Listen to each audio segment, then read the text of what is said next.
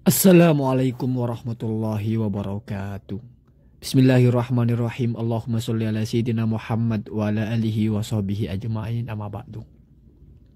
Hampir 1000 tahun yang lalu, atau tepatnya pada tahun 1041 Masehi, di daerah Basrah atau Irak, lahirlah seorang anak yang kelak menjadi ulama terkenal di seluruh dunia.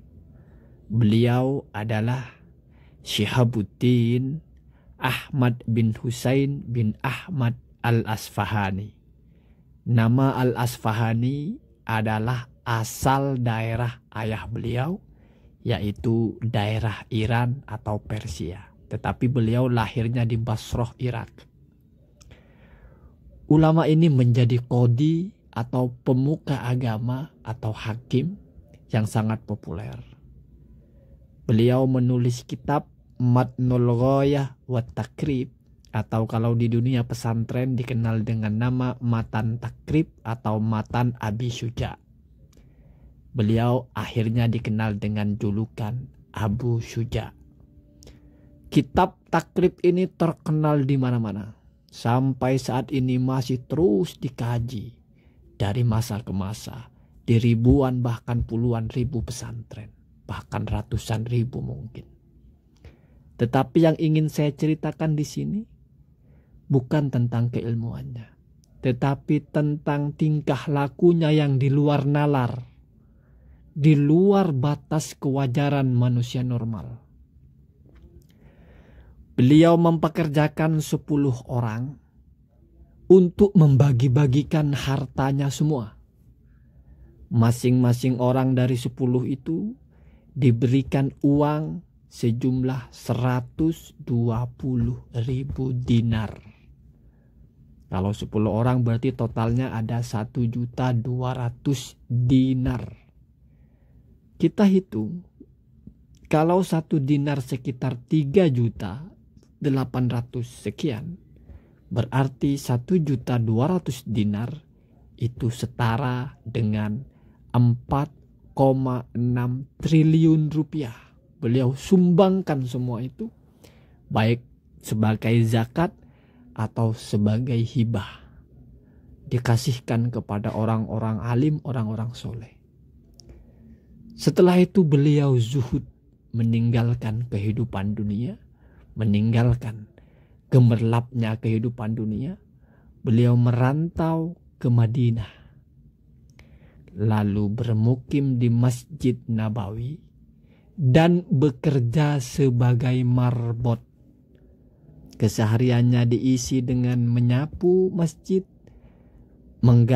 menyalakan lampu, dan juga menggelar tikar di Masjid Nabawi. Lalu pada suatu hari, salah satu dari orang yang ditugaskan untuk menjaga kamar Rasulullah atau Al-Hujrah Asy-Syarifah, di mana di dalam kamar itu ada kuburan Rasulullah, orang itu meninggal. Kemudian Abu Syuja ini menggantikan beliau sampai Abu Syuja sendiri wafat di Madinah dan dikuburkan tidak jauh dari situ. Abu Syuja ini hidupnya panjang, usianya sampai 160 tahun. Tetapi yang luar biasa adalah seluruh anggota tubuhnya itu tidak satu pun yang cacat atau yang rusak. Biasanya orang kalau sudah tua, mungkin matanya rabun, mungkin kakinya sudah tidak bisa jalan, apalagi sudah sampai usia 160. Tetapi Abu Syuja tidak seperti itu. Semuanya masih normal. Sampai-sampai Abu Syuja ini ditanya, apa rahasianya bisa seperti itu? Ada 2 jawaban yang berbeda.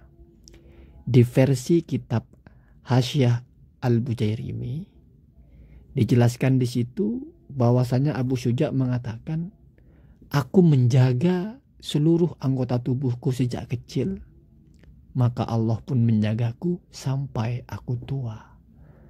Itu jawaban versi kitab tersebut.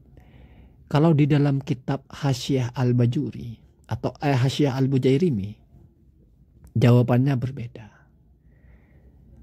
Aku tidak pernah bermaksiat dengan anggota badanku, maka Allah menjaga semuanya.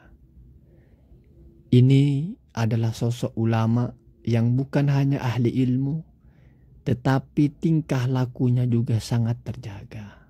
Bahkan kedermawanannya juga di atas rata-rata. Kita bisa bayangkan seorang ulama terkenal, tersohor, namanya dikenal di mana-mana, hartawan pula, milioner bahkan, menyumbangkan semua hartanya, lalu memilih jalan laku hidup menjadi seorang marbot, tinggal di masjid, bekerja, menyapu, menggelar tikar, dan juga menyalakan lampu-lampu. Dari sini kita bisa belajar bahwasanya ulama-ulama zaman dahulu bukan hanya keilmuannya yang luar biasa, tapi tingkah lakunya juga luar biasa.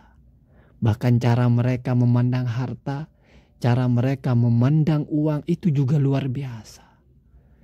Zaman sekarang orang begitu maboknya mencari uang, tetapi ini ada ulama begitu mudahnya membuang uang 4,8 triliun atau 4,6 triliun.